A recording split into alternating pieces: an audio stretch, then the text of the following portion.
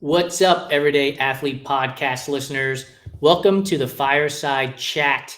I am excited to have my guest, Mireille Siné, join us for this conversation. I met Mireille a few years ago and we had done a How It All Started feature on our website about her and dealing with a lupus diagnosis as she was pursuing at the time, the Mountains to Beach half marathon. It's been some time since we've talked, so I'm excited to chat with her.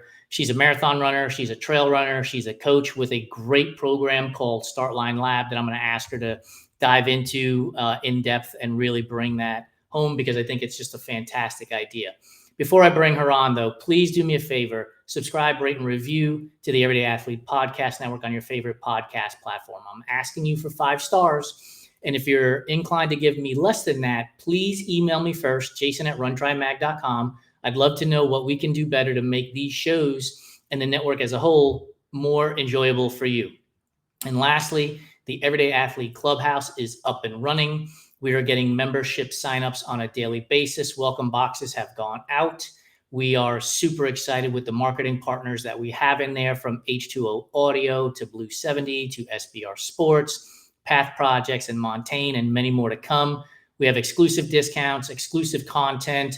We have it all inside the Everyday Athlete Clubhouse. So join us, runtrimag.com, scroll over to the shop, hover, the tab will drop down. You can sign up there. Super cost effective, $15 for a year, $25 for a lifetime.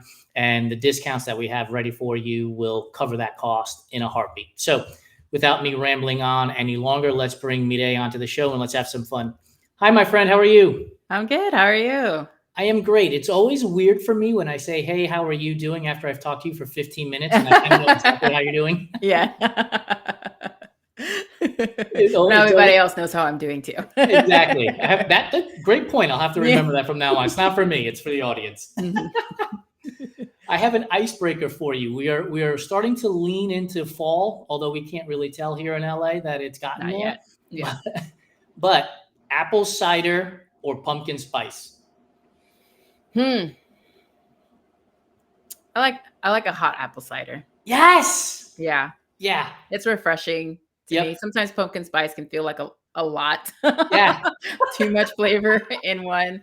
But a nice hot apple cider on a cold evening. Yeah, that's the way to go. I'm going to take it one step further. Apple cider donuts or pumpkin pie? Oh. Have I had an apple cider donut? Even if I haven't, I would still pick apple cider. Yeah. Yeah. I will. Pumpkin, again, it's just like the density of everything that gets to me. I'll have to send you a picture of me eating a dozen apple cider donuts when we lived in Seattle. We went to this apple farm and it's not even close. By far the best apple cider donuts I've ever had. I think I ate 5 at that farm and then I put the other 7 in the freezer and ate 1 a day for the next 7 days. It was so good. A different kind of meal prep. Exactly. So speaking of laughter and fun, I have been having so much fun with your account on Instagram for the last few days, give or take. You have been playing some banging music and dancing. And I want to know, like, where did this come from? Because I hadn't seen it before and I am in love with it. Yeah, thank you. Yeah, well, one background information to know is that I actually used to dance. Okay. Quite a lot. I feel like if I wasn't running, I might be dancing or definitely doing some other sport. So there's like there's a piece of me that kind of lingers inside from the dancing aspect. And I just started making some posts with like these funny dances and music just to kind of bring some levity to the platform. I think it's always interesting when you're an individual as a runner, but you're also a business owner whose objective is also to promote your business. And it can kind of feel stale if every post is about like running and work with me and all this other stuff. So I really like to break things out with just like a meme, a joke, or a dance over a trending song or something like that. Just to be like, hey, I'm actually still a human being behind all of this stuff. And I also don't take myself that seriously. So just to remind everybody else that like, yeah, it's at the end of the day, one, it's just running and we can have fun with it and we can, poke fun at it too and just like dance it out sometimes. I cannot tell you how much I appreciate that, because I found for myself, it's not for everybody, that when I first got into running and triathlon specifically, like every number meant something. How many Mhm. miles I ran, how much time I ran, how fast I ran, swimming, cycling, the same thing. And I got burned out. And Mhm. I found the sports to not be fun because I was burned out by it all.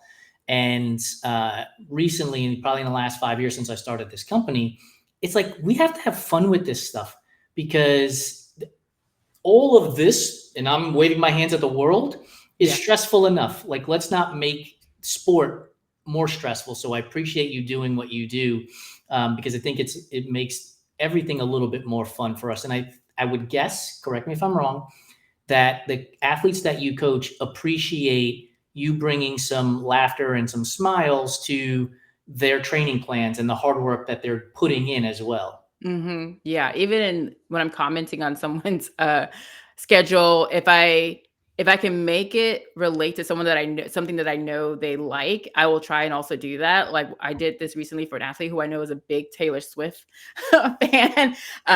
So one of my comments to her was like, sometimes you just have to shake it off, and I like Yes. put a smiley face next to it, knowing that she would get where I'm coming from, because it's just such a part of her.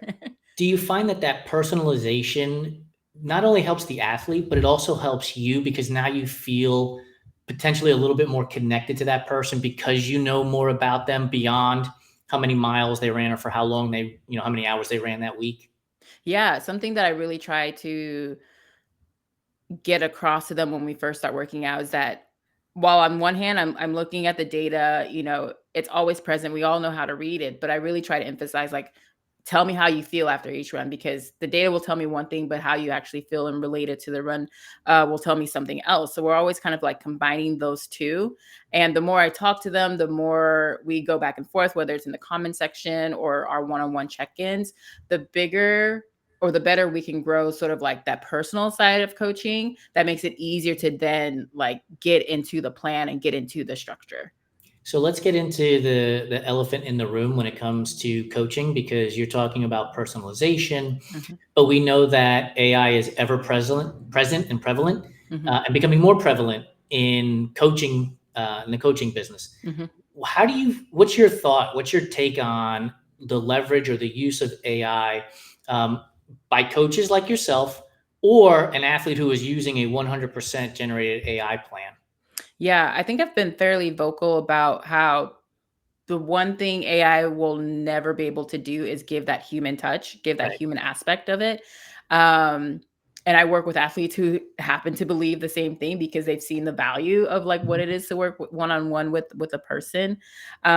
So as someone who coaches, it's like I wouldn't use that to be writing my training plans and things like that.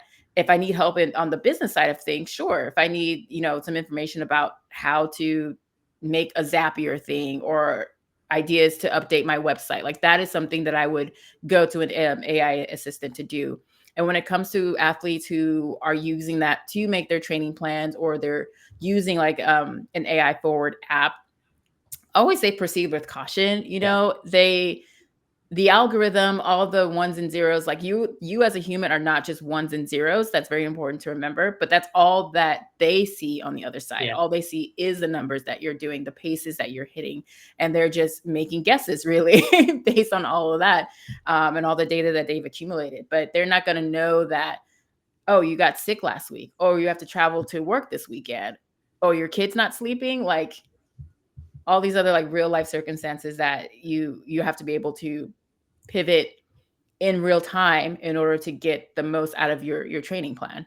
Yeah, like one of the things that, and I don't know if you're a Strava user or not, but I'm a Strava user, and Mhm. it has those AI generated comments, and I mean, honestly, unless they're trying to entice you to pay more for something else, they're useless, right? Mhm. Hey, it's like, hey, great job on your tempo run. You spent more time in zone 4 than you normally do. Well, no Mhm. kidding. It says it right there on the little It's a graph. tempo. Yeah.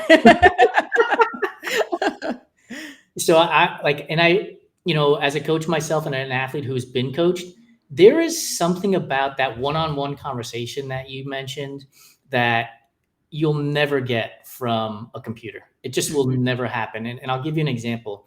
When I first got into triathlon, I was coached by Mireille Siné of No Limits Endurance Coaching.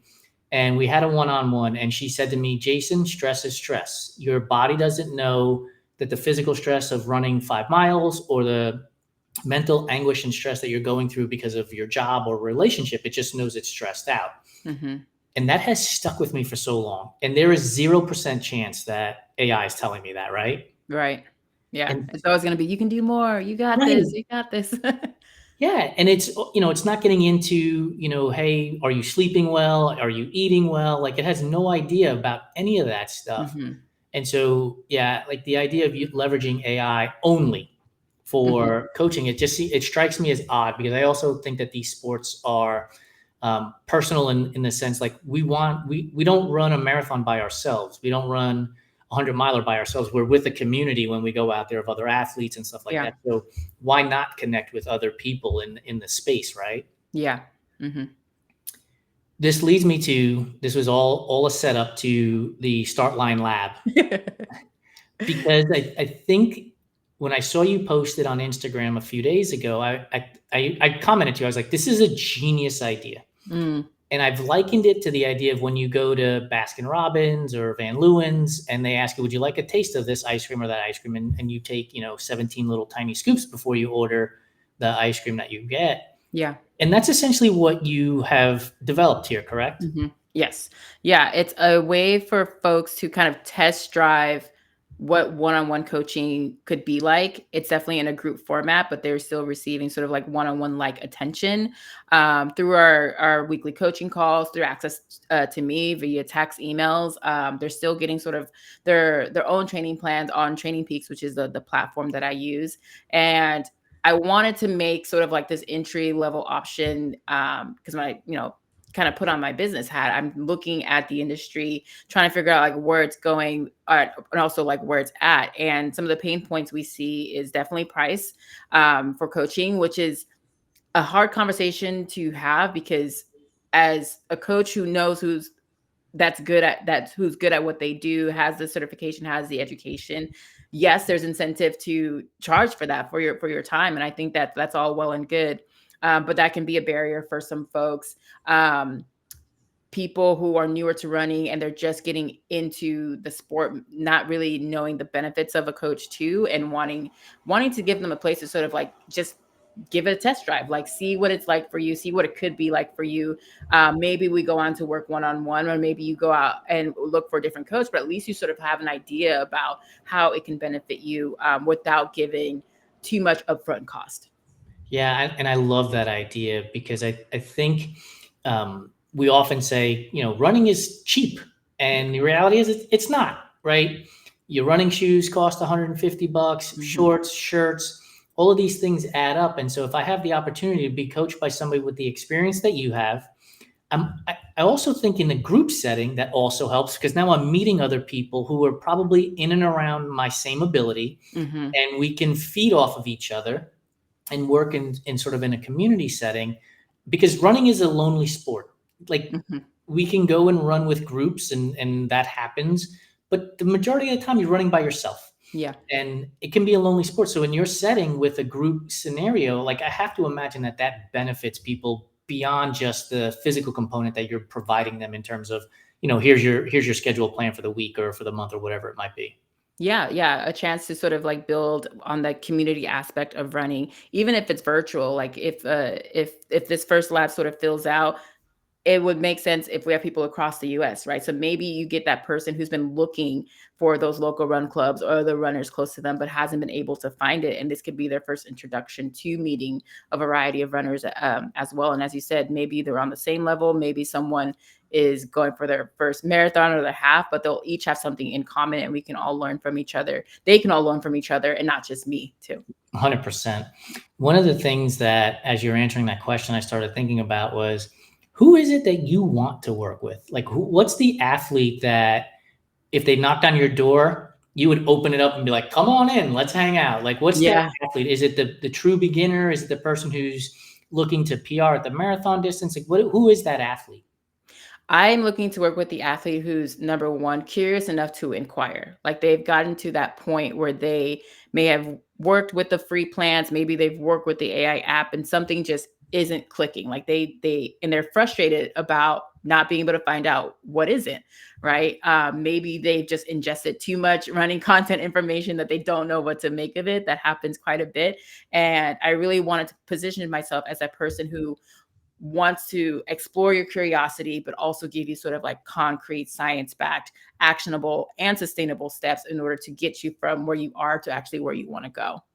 That's awesome, because I think that's imperative for people to know who the coach is and their coaching philosophy and where they stand with the thinking, because I'm sure it has happened where an athlete signs up with a coach, and the next thing you know, they're doing some interval workout that they're like, why am I doing this? Like, I'm barely running 2, 3, 4, 5 miles. Why am I doing speed work at zone 5? Right? Yeah. I don't even know what zone 5 is. Better yet. Yeah.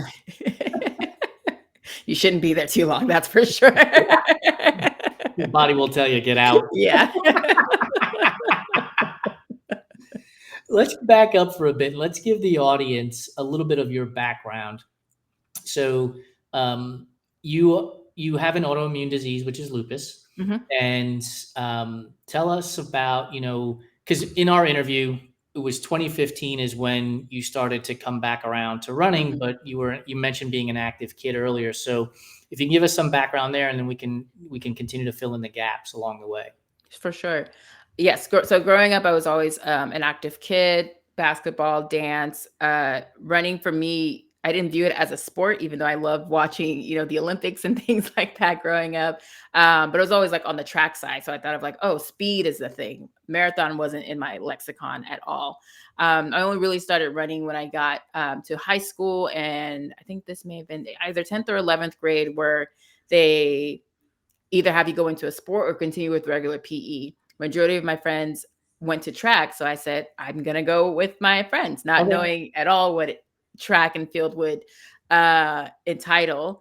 Fun fact, my high school was only one building, 5 floors, and a courtyard. So we didn't have a track to practice at. We had to run to the next high school to practice. And that was my introduction to distance running. It was remember how far? I think it was about 1.5 miles. Okay. I think. Definitely felt longer in my head back then. So you got a 5K in 1.5 miles there and 1.5 miles back, plus whatever the track workout was in between. Exactly. Okay. Exactly. So I was very lukewarm, but I loved hurdles and I loved going fast.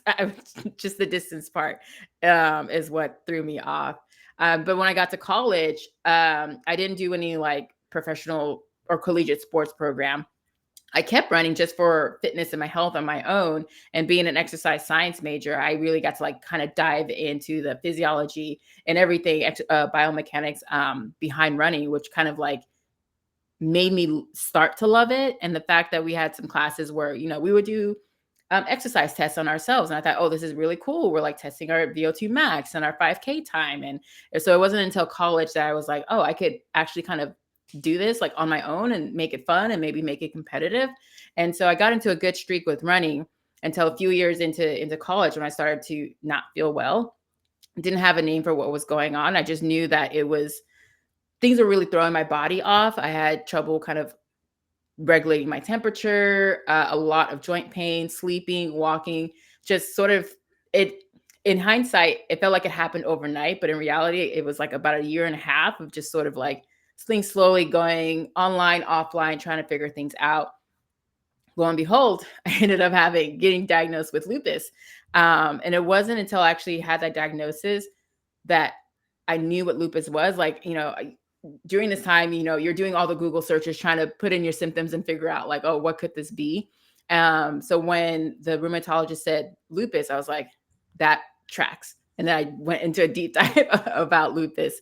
And so at that point, I wasn't working out. I was too sick, actually fairly weak as well. So I had to go through, I think, about another 1.5 years of treatment before getting the all clear to go back to working out. Can I ask you a question about the diagnosis and the mental frame that you end up in? Because if you're an active person, you're running, you play basketball, you danced, all of these things, and you're feeling weaker and weaker and weaker, and then the diagnosis comes in. How does that impact you mentally?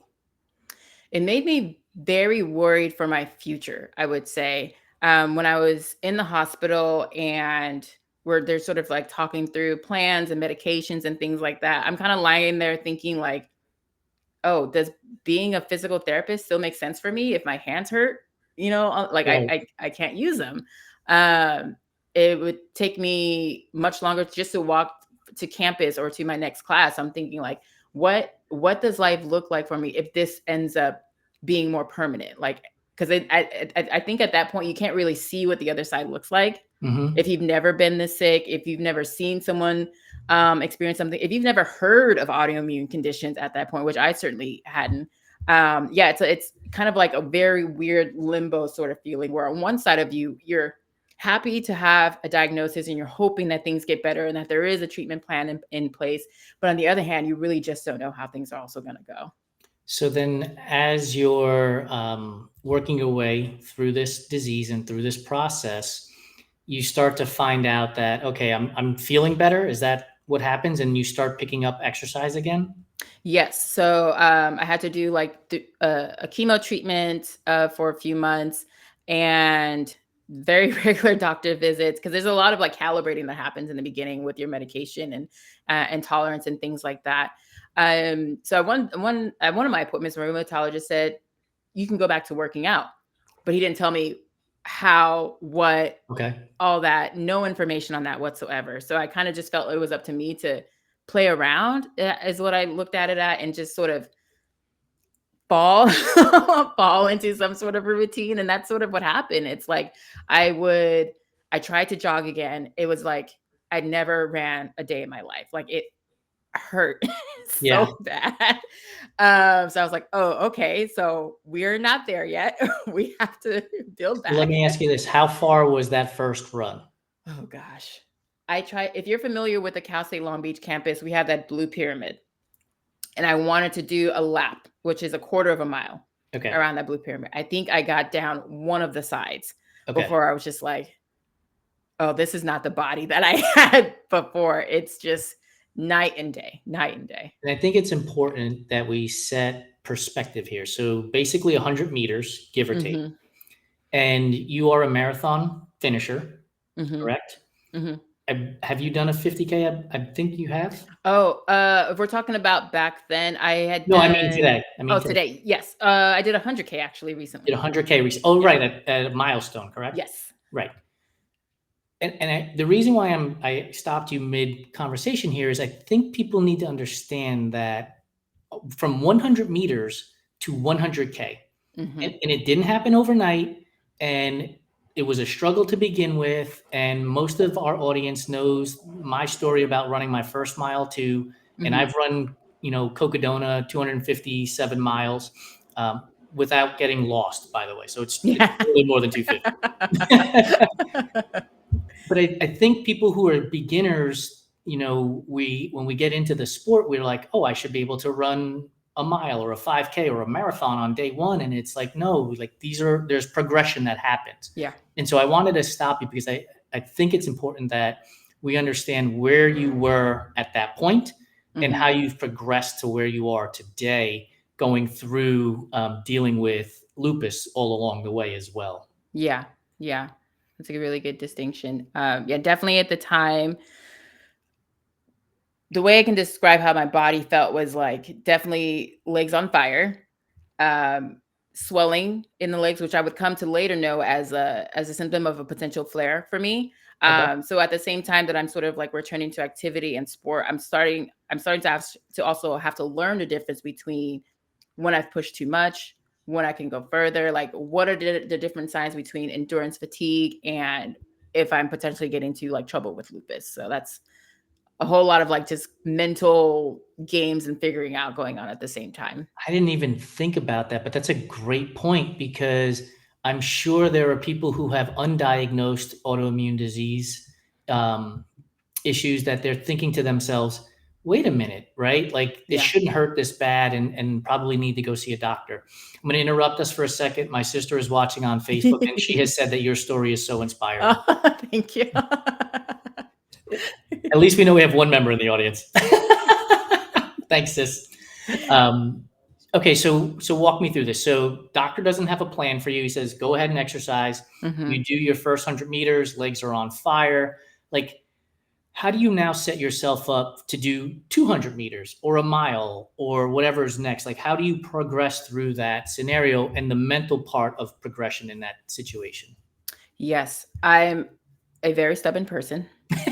So I looked at running then as something that I could control in a time and a place where so much felt out of my control.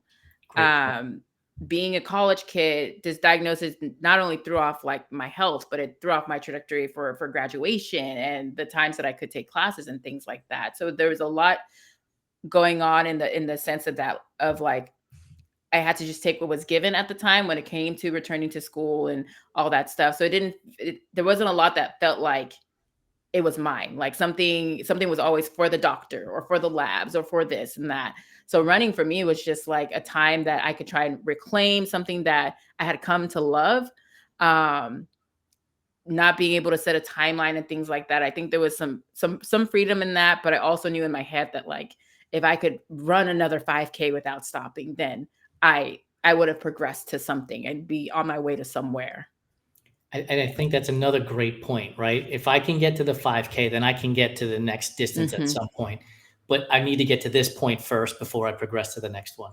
Yes. So we've been talking about you're dealing with lupus and getting from literally 100 meters to 100K. And as you're talking, and we talked about this in the green room, I cannot get this post that you put out of my head that said, I'm just a coach with lupus standing in front of millions of people with autoimmune diseases, telling that you can do it too. Mm-hmm. And that is such a powerful statement. Do you know how powerful that is? No. Well, now hearing it back to me, yes. Like I told you before, I didn't expect it to sort of like get that big.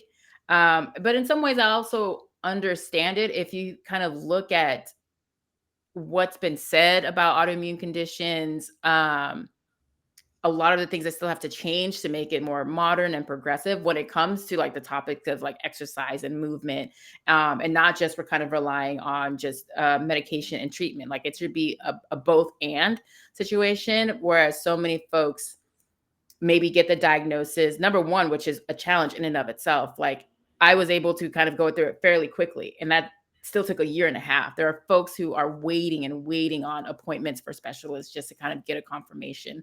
So just the fact that one, you have a confirmation, and two, you're trying to figure out like, oh, if I ran before this, or if I did a sport, what does that look for me now that I have to manage with medication, now that I have to set extra time and allocate a budget for treatment and medication and things like that. So it's a fairly big deal nowadays to be able to manage these conditions and also pursue a sport safely. Right. Yeah. Like as I read that day, and I keep replaying it in my mind, like I'm just a Puerto Rican kid from the Bronx standing in front of tens of thousands of Puerto Rican kids from the Bronx, telling them that, yes, you can run a marathon too.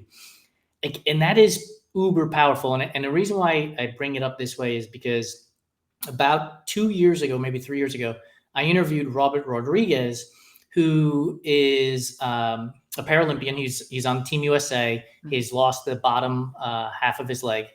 And when I interviewed him for a Fireside Chat, he said, yeah, I'm a Puerto Rican kid from the Bronx. And like my face lit up and I was like, you're me. I'm you. Mm-hmm. Like, representation matters in a way, right? Yeah. Like here is this person standing in front of me telling me that they are me and they are doing the same thing.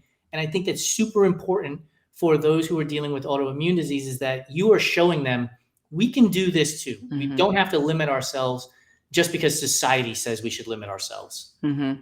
Yeah, you're right. The representation definitely does matter. And to be able to see yourself reflected in somebody else doing something that you didn't know was possible, that you could do yourself, I think, yeah, it tends to be a huge deal. Yeah. Does it bring any sort of burden to you to be sort of a face of this, or is it something you proudly and happily carry? I'd say that I proudly and happily carry it, but that comes with boundaries for me too.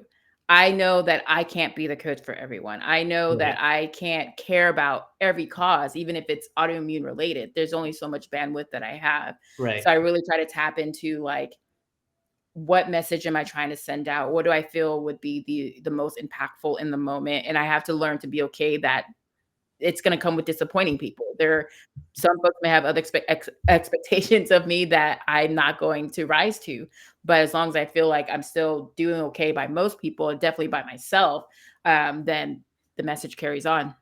Yeah, I think the idea of I have to take care of myself first, in a sense, like some people will say, well, that's so selfish. And the reality is, yeah, but if I'm taking care of everybody else and I don't take care of myself, eventually I'm not going to be able to take care of anybody because I didn't take care of myself. Exactly. Yeah. Which my sister is on here again, and she said, you, meaning you, today, are telling the lazy people, her, that there is no excuse. She's heading to the gym tomorrow. Well, I'm glad you're inspired.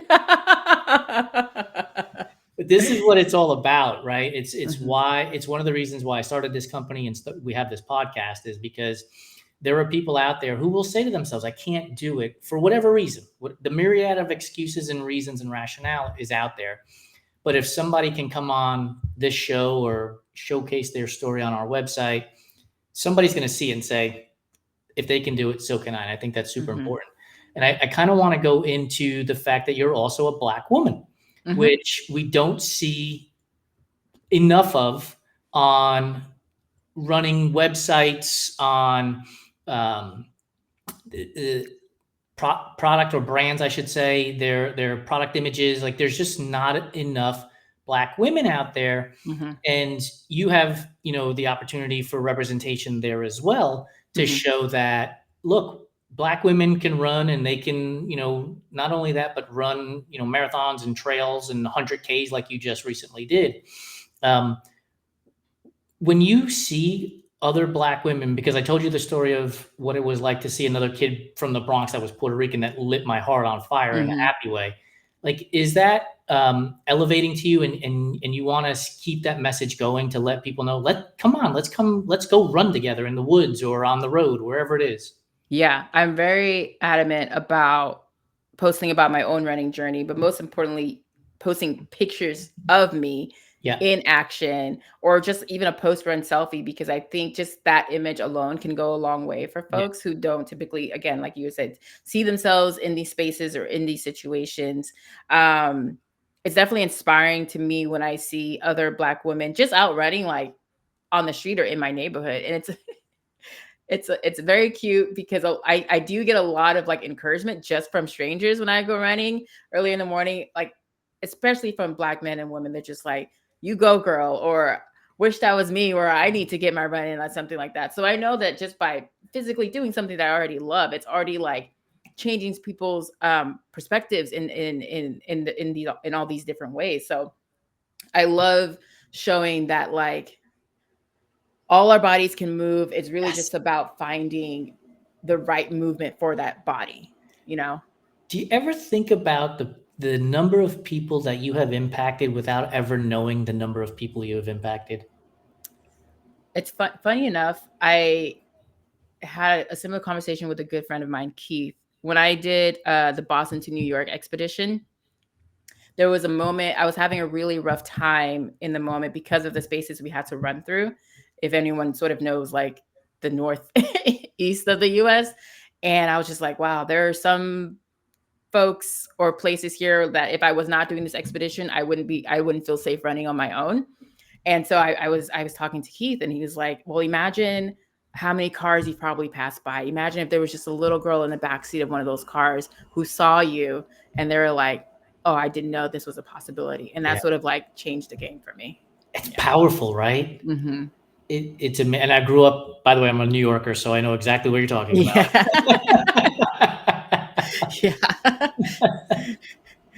Yeah, I know exactly what you're talking about. But I think I spend a lot of time, who knows the measurement, but I spend a lot of time thinking about the number of people that don't respond to us on social media or our podcast, who listened who wrote somebody's name down, who saw a picture of somebody that has impacted them maybe 3, 5, 10 years from now, and decides that they want to run or participate in triathlon. And I would guess for you, there's a couple of different opportunities there, because you can talk to people who have autoimmune diseases, Mhm. Black women, but then also as a coach, Mhm. that there's like a third leg to this wheel, or a third spoke to this wheel, shall we say, that Mhm. you can impact people that way too. Like that, you may not know this, but that to me is super powerful. Like that's amazing. Thank you. Thank you. What led you to want to become a coach anyway? That is a great question. The seed was planted way before I was ready. I will say that. I Interesting. think maybe 2020, 2021 is when the idea popped into my head. And that's because I had worked with a coach myself and I saw the impact that it had on me and the sort of like structure it gave me. And I was able to like get those PRs that I wanted. So I was like, oh, maybe coaching could be a really great pivot. And so it's something that I started to do on the side. I didn't really decide to go full time until I was a bit forced to go full time. Didn't have a great corporate situation, which ended up sort of playing onto having lupus, and I really had to choose like what is going to be the best option for me career wise, where I wouldn't be made to feel guilty for taking care of myself. Right.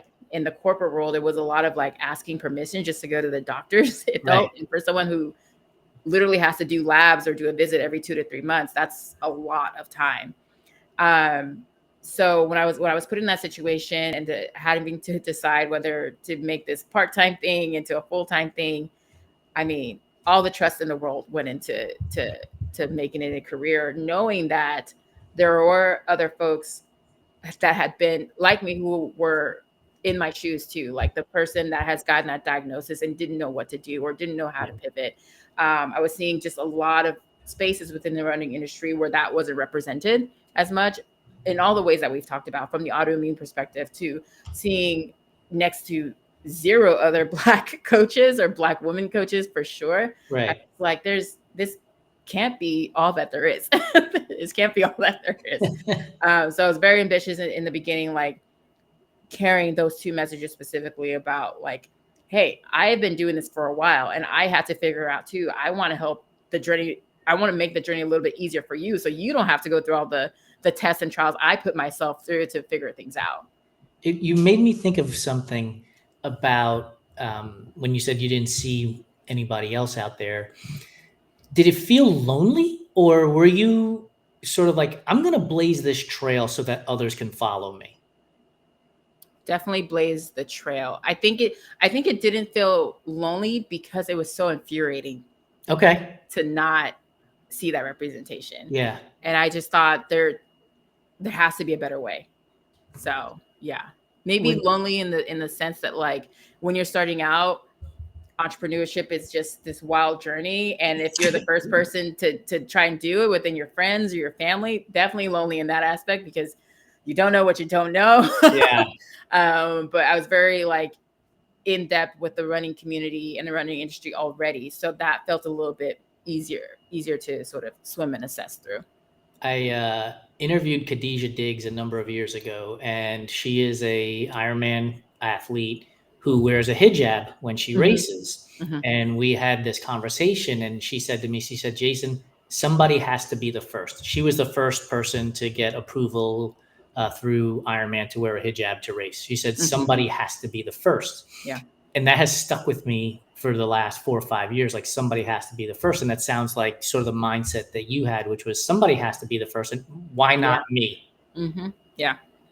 Yeah, the first one to at least say it out loud, because I think what's been interesting to find is that maybe there have been some folks who were champion that autoimmune athlete sort of mindset, but they weren't like making waves about it. So I think I was sort of just like my whole idea was to be loud Yeah. about it, just so other runners who again may have not heard about autoimmune conditions, were very unfamiliar, but maybe they had a family member that had gone through something similar, and now things are starting to click with them as I tell my story and my experience about, you know, diagnosis and being sick and flare-ups and things like that. Hopefully even if their family members or their friends aren't athletes themselves, they are able to sort of like empathize a little bit more, and they're learning like ways that they can just interact with that person a little bit better too.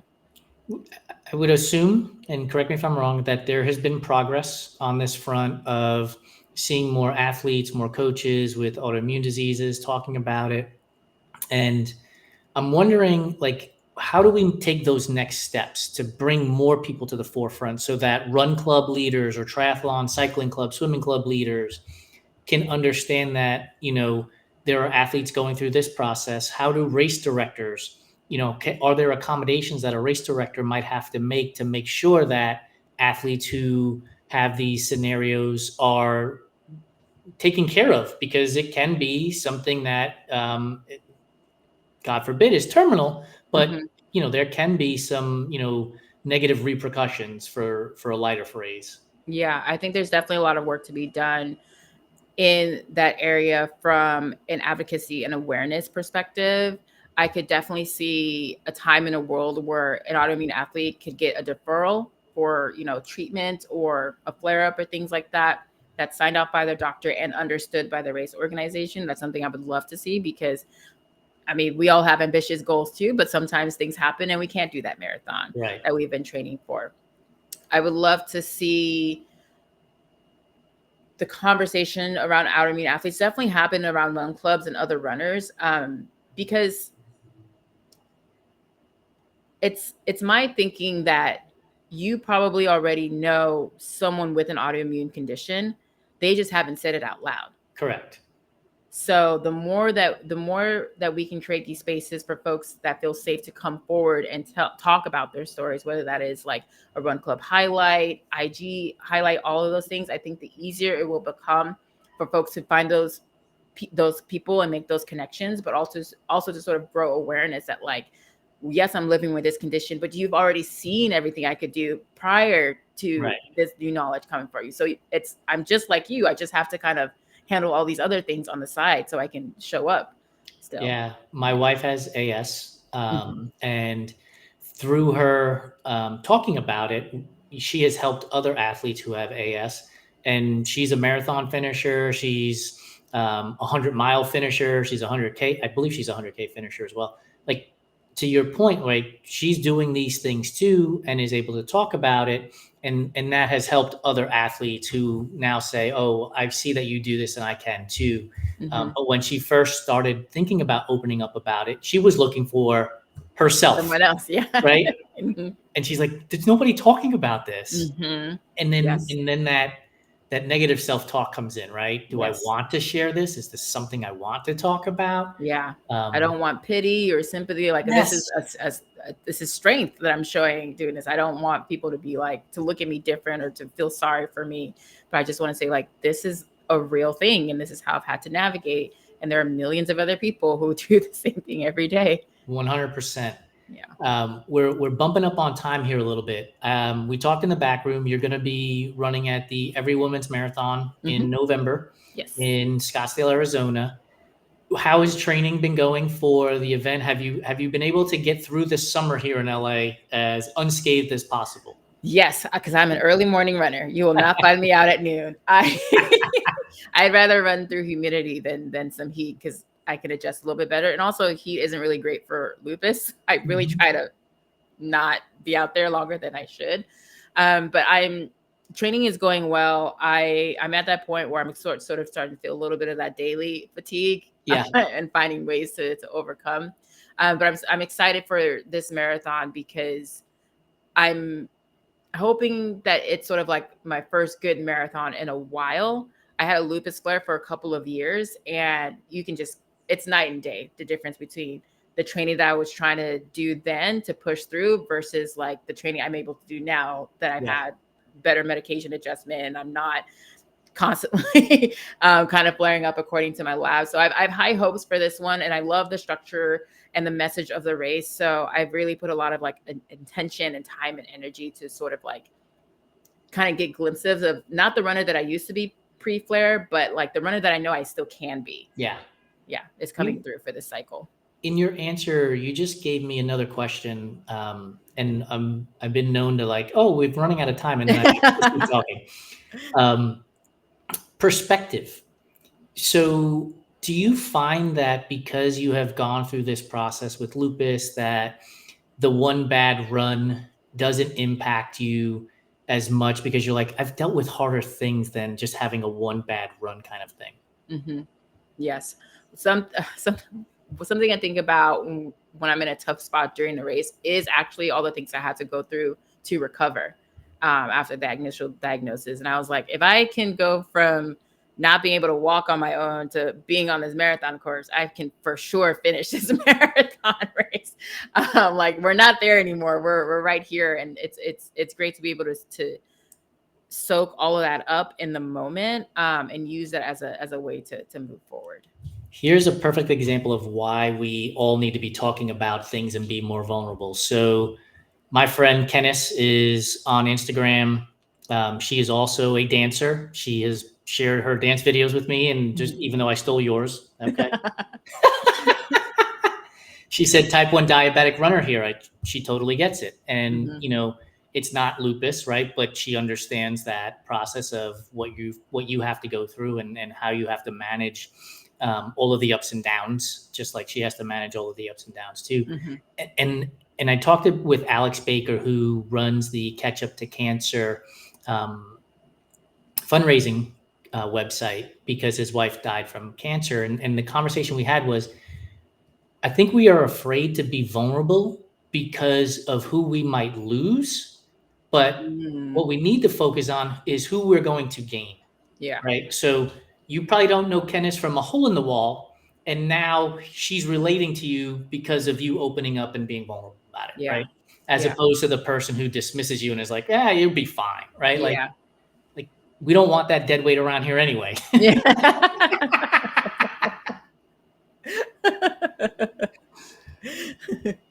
Mireille, you have been so fantastic. Thank you so much for joining me. We're going to jump into the rapid fire food questions, but your website's on the screen, coachedbymireille.com. Where else can people find you? How can, who are you looking to work with? All of that good stuff. Yes, you can also find me on Instagram at Hey Coach Mireille. That is the running side of thing. I'm also, in addition to Start Lying Lab, I'm also doing some more work on like the autoimmune health side for anyone who's heard of the AIP protocol and wants like that nutritional approach to managing their conditions. You can find me at the Running AIP Coach on Instagram as well. And I'm in the very baby steps of maybe creating a YouTube so I can do some more long form informational videos. And that's going to be at Hey Coach Mireille on YouTube as well. There will be some dancing on the end of those videos too. You got to keep it fun. Yeah, absolutely. And I sent you this message. I kid you not, when we were talking about Missy Elliott from yesterday, literally at Pepperdine University, 1-2 Step came on while I was in the cafeteria. I was like, meant to be. Yes. All right, we're going to jump into some rapid fire food questions here, but this one's not food related, but I have been asking this one a lot lately. When you get ready to go out for a run, do you go sock, sock, shoe, shoe, or do you go sock, shoe, sock, shoe? Sock, sock, shoe, shoe. Who does it the other way? Is it always either left, right, or right, left? Like absolutely, always left first. Yes. Runners are so weird, man. Who puts their shoe on when they're? I just thinking about that, I'm just like, I have never thought of that as an option.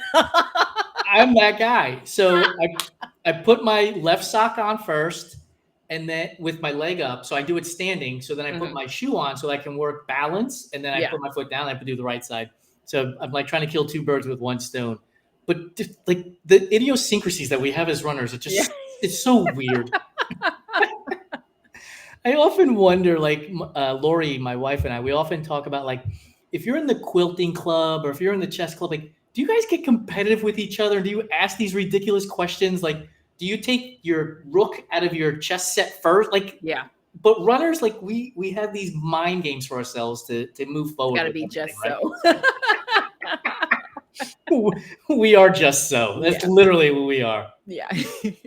All right. Pineapple on pizza, yay or nay?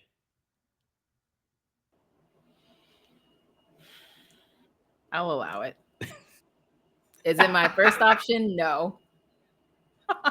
If it's there, I'm not going to say no to pizza, if that's the question. Well, I'm not going to say no to pizza, but I'm going to the counter and ordering another one. I'm not Yes. eating that. Yeah, not my first choice. Not for a moment. It's not my last choice either, by the way. I can't help it. I'm a New Yorker through and through. Like it's just, I'm not doing that. Yes. I had Truth Bachman on our show a few weeks ago, and I asked that question of them, and they said, absolutely not. And it's because they love like a more acidic tomato sauce on their pizza. And I said, I totally agree with you. And nobody's ever said I need more acid with my acid. Like, Yeah. you don't do that. That's true. That's funny. Oreos. We are huge fans of Oreos around here. Are you old school Oreo, double stuff, mega stuff, thins, or cakesters? Original. Yes. Old school. Perfect. And so is that are you also original in terms of flavor, or is there another flavor of Oreo that you're like, yeah, this one's really damn good? No, also in terms of flavor. I don't tend to buy the fun, whatever things that come out during the holidays now. Just like classic Oreo. Pro tip, I buy them. But here's the thing. So most of them will get 1 thumb up, most of them. But if you ever find yourself in the Oreo aisle and the blueberry pie or the apple pie a la mode are there, get it. The blueberry pie, get double thumbs up. Yeah. It was so good. Like the Selena Gomez one is okay. It's a single thumb up. Birthday cake, like all these other ones are single thumbs up. Yeah. But the blueberry pie was a home run. If you could design your own Oreo, though, that wasn't just an OG, what flavor would you go with? Churro. Ooh. I think a nice churro cream would be really good. Ooh. Now, are you putting it on the chocolate wafer or the blonde wafer? Oh, it makes more sense with the blonde wafer. I'd be curious what it tastes like on the chocolate. Because then, well, the chocolate could taste like churro with syrup. Yeah. 100%. Yeah. My answer has been a pistachio cannoli flavor. Like, oh, I'd be in heaven.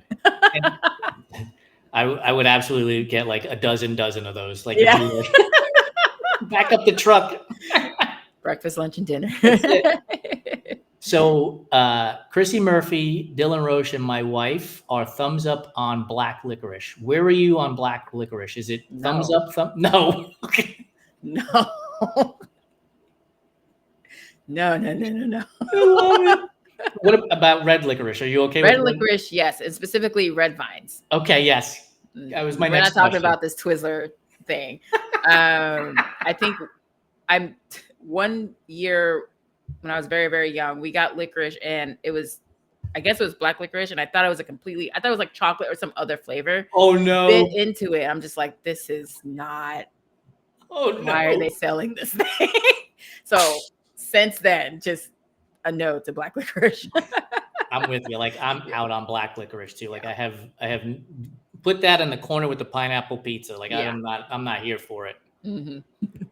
What's your take on Peeps? Is Peeps a real candy, or are they best being left in the cupboard until 2087 when they become a great doorstop? Gosh, Peeps are a little much. Yes. It's like on one hand, I'm glad they're only around for a season. Because I think if we had to see more of them around all the other holidays, I'd be like, who's eating this? Yeah. And how do you have all your teeth still? Exactly. We're going to stay in the marshmallow scene for a moment. Are you the person when you roast your marshmallow that you want it like toasty, or are you give me the charcoal briquette? I usually just stick it in the fire. Yeah, charcoal briquette, 100%. Yeah. High five. Yes. Here's what I also learned, and I have not done this yet, but Jennifer Comfort told me that put it in the fire, charcoal briquette it, peel off that layer, obviously eat it, and then put it back in the fire again, so that it caramelizes a second time. Nice. And now you've got a double whammy on your hands. Nice. That's a good trick. Right? My eyes lit up. I was like, yes, more of that. I love a good marshmallow. Yes. Candy. So speaking of, So are you a hot chocolate person and you put the marshmallows in there? Yeah, if they're available, for sure. Yeah, right? Like we were at Tavern on the Green 2 Decembers ago, and it was the greatest hot chocolate I've ever had. Like the marshmallows were slightly melting into the cup, and they put the peppermint stick in there too. Yeah. Thank you. Take my money. Candy corn. Is candy corn a real candy, or is it just earwax covered in sugar? I've never heard it called earwax before. When I was younger, I loved candy corn. But then you got smart. But then, similar to Peeps, also became a lot. Same question. How do you have all your teeth? The idea, like around Thanksgiving, they're like, "Oh, here's a pumpkin version." I'm like, it's Yeah. still the same thing. Yeah. Like, you can change the color order all you want. It's candy corn. Which is also the Reese's, right? Yeah. People go nuts over the jack-o'-lantern Halloween Reese's. I'm like, it's the same thing as the other one that you just had. It's just in a different shape now. Exactly. The Christmas tree, same thing. The rabbit, Mhm. same thing. Yeah. The Valentine's Day V heart-looking thing, same thing. Mhm. Eat them all year round, people. Don't wait Yeah. for the holiday. Good marketing on their part, though. Yeah, 100%. Is red velvet cake a real flavor, or is it just chocolate cake dressed up to go to the prom?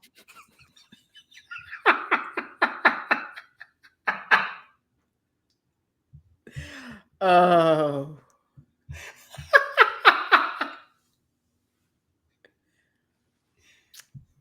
It's a real flavor. I'm gonna give it to red velvet. I'm gonna give it to But only from a baker. Oh, Like- yeah. Don't make it yourself. Or go to Kroger or Yeah. Ralph's or Albertsons, right? You go to the grocery store and it's just chocolate sheet cake with red food dye that they're charging you an extra $4 on, man. Exactly. Yeah. If you go to a bakery, yes, they're going to use the alkalized cocoa and it's going to make it a little bit different taste. Do you have a favorite cake flavor since we're in the cake family? Mm. When I was younger, our mom would get us ice cream cakes for our birthday. So I love a good Oreo ice cream Yes. cake. Flavor, gosh, I love cake. Me too. Does that just count as Yeah. an answer? Carrot cake is my jam. Like I'm Yeah. a huge carrot cake fan. Mm. Did you grow up here on the West Coast? Yeah. I came here in 96. So was Carvel a thing out here on the West Coast? Carvel Yeah, ice I cream? think that's the brand that we would get the ice cream cake. Okay, yes, because Yep. Carvel is a New York-based company, and Mhm. they used to have this thing there, and I think I read recently that they're retiring, and it's breaking my heart. They have this thing called Mm. Fudgy the Whale, which is one of the greatest ice cream cakes you could ever have, and Cookie Puss was the other one. Like, oh, so good. Every New Yorker who's my age, which is 51, was like just nodding their head right now. Yeah, like, like- yes. More of this. Exactly. You're like, where do we get that? So speaking of ice cream, do you have a favorite ice cream flavor? This is the great thing about a callback to the beginning of our conversations when we can sample flavors. There was a time where you couldn't get me to order anything except Oreo. Okay. Or like cookies and cream. But now that I get to sample everywhere I go, I've expanded my palette. Ice cream. I love a good like salted situation with vanilla or something like that. I love the honey lavender from Salt and Straw, refreshing. Interesting. Anything like cookie butter-ish too tends to be sort of my jam. Once in a while, we'll try a seasonal, like something fun, but I tend to sort of go with like something creamy and heavy and all that good stuff. All the yummies. Yeah. Do you have a favorite candy? Good question. I have a sweet tooth for sure. So sometimes nailing a favorite is hard. I'm with you. Clearly, I'm with you.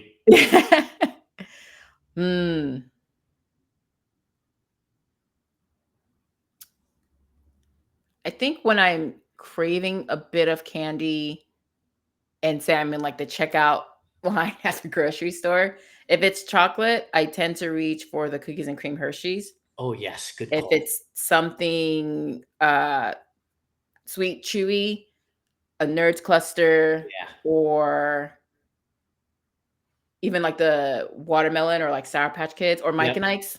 All Yeah. of those are like sort of like go-tos for like the gummy category. But not Mike and Ike, the black and white one, because there's the Absolutely black. not. No. Fruit flavors only. No. Have you had the lemon blueberry Swedish fish? No. Yeah, run to the grocery store. Don't walk. I didn't even So know that good. existed. So good. One of the Wow. best.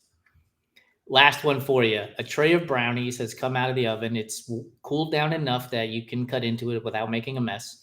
Are you going to the corner piece, the edge piece, or the center piece that's more ooey gooey? Corner. Yes. The more crispiness I can get, the better. Yeah, you need a handle. I need to Yeah. hold on to it. I like a good crunch at the end of a nice soft brownie. Yeah. The Will Ferrell, John C. Reilly movie popped in my head just now. Like, do we just become best friends? Yeah. You hit it out of the park. No black licorice, red Yeah. vines, no pineapple on pizza, candy corn, no peeps, no, and the corner edge of the brownie tray. Like, yeah, Yes. all of it. Yes. And you Those are like all the right answers. and you like your marshmallows charred to like briquettes. I mean, Yes. come on. Mireille, thank you so much for joining me. I appreciate your time. Keep doing what you're doing. Keep dancing on the videos. Keep advocating for autoimmune disease athletes. Keep doing it. It is making an impact. And I know that there are others out there that are watching you and saying, if she can do it, I can too. Thank you so much for having me. This was awesome. Awesome. For those of you who have stuck around for an hour now, thank you so much. I am a big believer that time is the greatest gift that we can give to one another, and you have given me the gift of your time. Thank you so much. Come back next week for the next episode of Fireside Chat on the Everyday Athlete Podcast Network. I'll see you.